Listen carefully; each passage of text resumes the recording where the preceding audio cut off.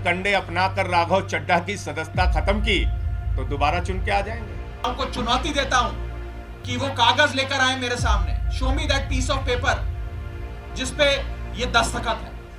अधिकार समिति कोई कार्रवाई शुरू करती है, यानी कि कमिटी ऑफ प्रिविलेजेस कोई प्रोसीडिंग शुरू करती है, तो वो शख्स उस पर कोई सार्वजनिक बयान नहीं देता, कोई पब्लिक स्टेटमेंट नहीं देता।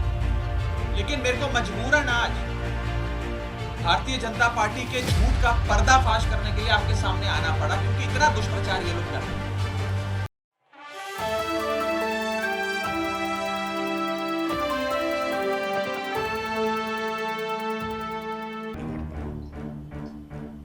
एक नई परंपरा मोदी सरकार ने शुरू कर दी है। जो सरकार के खिलाफ बोले उसकी सदस्यता खत्म करो, उसको निलंबित करो, उसको बाहर करो, उस पे एफआईआर करो। तो सीधे सीधे तानाशाही घोषित कर दो। क्यों लोकतंत्र का ड्रामा पीट रहे हो? और दुनिया की सबसे बड़ी अफवाह कंपनी भारतीय जनता पार्टी के गृह मंत्री ने कितना बड़ा झूठ बोला, और जिस झूठ के चक्कर में, माफ कीजिएगा, आप लोग भी कई बार फंस जाते हैं। क्या कह रहे देश के गृह मंत्री देश के सदन में? फर्जीवाड़ा हो गया, सिग्नेचर गलत हो गया, सिग्नेचर कहां से आया, सिग्नेचर किसने कराया? अरे भैया, देश के तुम दूसरे नंबर के मंत्री हो, इतना सामान्य ज्ञान तो सदन की कार्रवाई के बारे में रखो। सेलेक्ट कमेटी में किसी भी सदस्य के द्वारा किसी भी सदस्य का नाम प्रस्तावित किया जा सकता है, उसके किसी सिग्नेचर की जरूरत नहीं होती। कहां से कानून लेके आए गृह मंत्री जी आप? आपका मकसद है राहुल गांधी की तरह राघव चड्ढा की सदस्यता को खत्म करना, एकमात्र मकसद है। जैसे राहुल गांधी की सदस्यता आपने खत्म करी, ऐसे राघव चड्ढा की सदस्यता आप खत्म करना चाहते हैं। लेकिन हम लोग अरविंद केजरीवाल के सिपाही हैं, हम लोग आम आदमी पार्टी के सिपाही हैं। हर हाल में तुमसे लड़ना जानते हैं, जीतना जानते हैं, और हम लड़ेंगे। और किसी तरीके से अगर आपने हथकंडे अपनाकर राघव चड्ढा की सदस्यता खत्म की तो दोबारा चुन के आ जाएंगे। तो इसलिए झूठ और अफवाह मत फैलाइए। कोई भी सदस्य किसी का भी नाम प्रस्तावित कर सकता है। बाकी और विस्तार से नियमों के बारे में राघव चड्ढा जी आपके सामने जानकारी दें।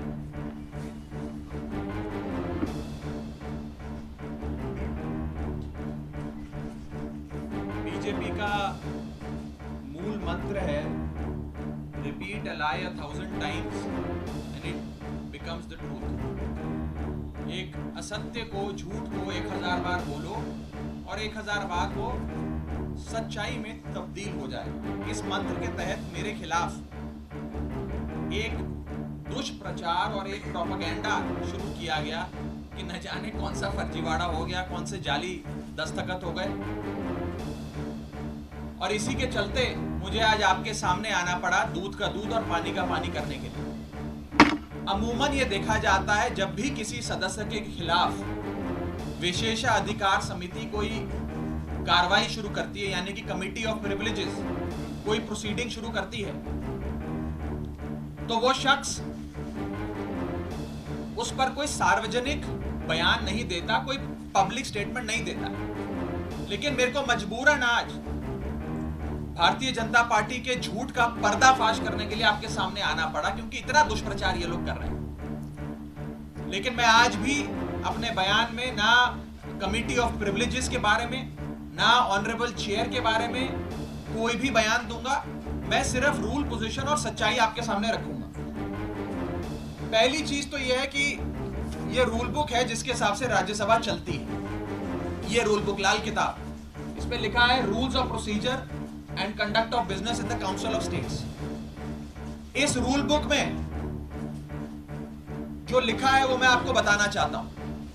ये रूल बुक कहती है कि किसी भी समिति के, सिलेक्ट कमिटी के गठन के लिए आप नाम प्रस्तावित करते हैं, कोई भी सांसद नाम प्रस्तावित कर सकता है, और जिस मेंबर का नाम प्रपोज किया जाता है, प्रस्तावित किया जाता है, उस मेंबर का ना साइन चाहिए, ना उस मेंबर का सिग्नेचर चाहिए, ना उस मेंबर का रिटन कंसेंट चाहिए। यानी कि इस रूल की किताब में कहीं नहीं लिखा कि सिलेक्ट कमेटी में किसी भी शख्स का, मेंबर का नाम देने के लिए आपको उस प्रस्तावित प्रपोज्ड मेंबर की रिटन कंसेंट या सिग्नेचर चाहिए। लेकिन एक झूठा प्रचार फैलाया गया कि फर्जीवाड़ा हो गया साइन का। मैं आपको आगे बताना चाहता हूं कि जब भी सिलेक्ट कमेटी के गठन के लिए नाम प्रस्तावित किए जाते हैं तो ना सिग्नेचर लिए जाते हैं, ना सिग्नेचर जमा किए जाते हैं, ना सिग्नेचर की जरूरत होती है। No signatures are required, no signatures are taken and no signatures are submitted. तो जब किसी का हस्ताक्षर लिया ही नहीं, जब कोई हस्ताक्षर जमा किया ही नहीं, तो ये फर्जी साइन का जो एक अफवाह फैलाई जा रही है, ये सरासर गलत, झूठ और बेबुनियाद है। और ये मैं कानून की पोजीशन के हिसाब से बता रहा हूं। और मैं आज इस मंच से बीजेपी के नेताओं को चुनौती देता हूं कि वो कागज लेकर आए मेरे सामने, show me that piece of paper जिसपे ये दस्तखत है। जब कोई दस्तखत है ही नहीं, जब सिग्नेचर होता ही नहीं, तो फर्जी सिग्नेचर की बात कहां से आ गई? मैं चुनौती देता हूं आज बीजेपी को। आप तो इतनी बड़ी पार्टी है, इतनी शक्तिशाली, इतनी ताकतवर सरकार है आपकी, वो कागज दिखाओ मुझे जहां पर हस्ताक्षर। चुनौती देता हूं मैं आपको। अगर आप कह रहे हैं मैंने कोई कागज जमा किया है जिसमें गलत तरीके से किसी के साइन किए गए हैं, तो वो कागज लेकर आओ, मैं आपको चुनौती देता हूं। साथियों, मैं आपको आगे बताना चाहूंगा कि बीजेपी के अज्ञान का, उनके इग्नोरेंस का तो मेरे पास कोई इलाज नहीं है। लेकिन प्रोसेस ये होता है कि जब भी कोई विवादित, कंट्रोवर्शियल बिल सदन के भीतर आता है तो एक समिति गठन की एक प्रक्रिया बताई गई है कि अगर कोई मेंबर चाहे कि इस बिल पर मतदान ना हो, इस बिल पर और चर्चा हो और इस बिल में क्या चेंजेस किए जाएं वो बताए जाएं, उसके लिए एक समिति का गठन किया जाता है। उस समिति में कुछ नाम प्रस्तावित किए जाते हैं और जिस शख्स को उस समिति में नहीं रहना, वो अपना नाम विड्रॉ कर लेता है। ये प्रपोजल है, ये प्रस्ताव है, किसी को जर जबरदस्ती नहीं बिठा दिया। मैं आपको एक बहुत सरल एग्जाम्पल के माध्यम से ये समझाना चाहूंगा और आप सब वो मेरी बात समझ जाए। मान लीजिए कि मेरा जन्मदिन, मैं अपनी जन्मदिन की दावत देता हूं, एक बर्थडे पार्टी आयोजित करता हूं। अपनी बर्थडे पार्टी में मैं 10 लोगों को न्योता देता हूं आने के लिए। 10 में से 8 लोग मेरा न्योता स्वीकार लेते हैं, आ जाते हैं। 2 लोग मेरा न्योता नहीं स्वीकारते, उल्टा मुझे कहते हैं तुम्हारी हिम्मत कैसे हुई हमें न्योता देने की, तुम्हारी हिम्मत कैसे हो गई, मजाल कैसे होगी कि तुमने हमें अपने जन्मदिन का न्योता दे दिया। ये वही बात है, मैंने तो समिति में शामिल करने के लिए न्योता दिया, कोई हस्ताक्षर थोड़ी दिया। लेकिन वो 2 लोग मुझसे खफा हो गए। मैं आपको दूसरे तरीके से समझाने का प्रयास करता हूं। आज इस प्रेस कॉन्फ्रेंस में इतने सारे पत्रकार आए हैं, मैंने अपनी पार्टी को 10 पत्रकारों का नाम प्रस्तावित किया कि इन 10 पत्रकारों को आप आज की प्रेस कॉन्फ्रेंस में बुला लीजिएगा, मैं मीडिया से संवाद करना चाहता हूं। 10 में से 8 पत्रकार आ गए, 2 पत्रकार नहीं आए, और जो 2 पत्रकार नहीं आए वो कहते हैं इनकी हिम्मत कैसे हुई हमें न्योता देने का प्रेस कॉन्फ्रेंस का। 2 पत्रकार नाराज हो गए। ये साफ तौर पे इस समस्या का एक सरल सा एग्जाम्पल है। मैं ये बात रखना चाहता हूं कि जो मेरे खिलाफ कंप्लेंट्स दर्ज हुई, जिस मामले को कमिटी ऑफ प्रिविलेजेस को रेफर करा गया, उसका ये पार्लियामेंट्री बुलेटिन है, सरकारी डॉक्यूमेंट है। मैं आज बहुत सबूत लाया हूं दिखाने के लिए आप सबको, ताकि दूध का दूध और पानी का पानी हो जाए। ये पार्लियामेंट्री बुलेटिन है जिसके तहत मेरे खिलाफ जो कंप्लेंट्स आई उसे विशेषाधिकार समिति को विचार के लिए भेजा गया। इस पूरी पार्लियामेंट्री बुलेटिन में कहीं भी फर्जीवाड़ा, फोर्जरी, फोर्ज्ड साइन, सिग्नेचर, हस्ताक्षर, किसी भी शब्द का प्रयोग नहीं किया गया। सिर्फ इतना बोला गया कि इसकी जांच करके बताइए। अगर कोई फोर्जरी होती, कोई फर्जीवाड़ा होता, सिग्नेचर शब्द का प्रयोग तो कम से कम किया गया होता इस पार्लियामेंट्री बुलेटिन में। ये सरकारी दस्तावेज है राज्यसभा सेक्रेटेरिएट का, इसमें भी कहीं जिक्र नहीं किया गया। इसलिए नहीं किया गया क्योंकि जब साइन है ही नहीं तो साइन आएंगे कहां से।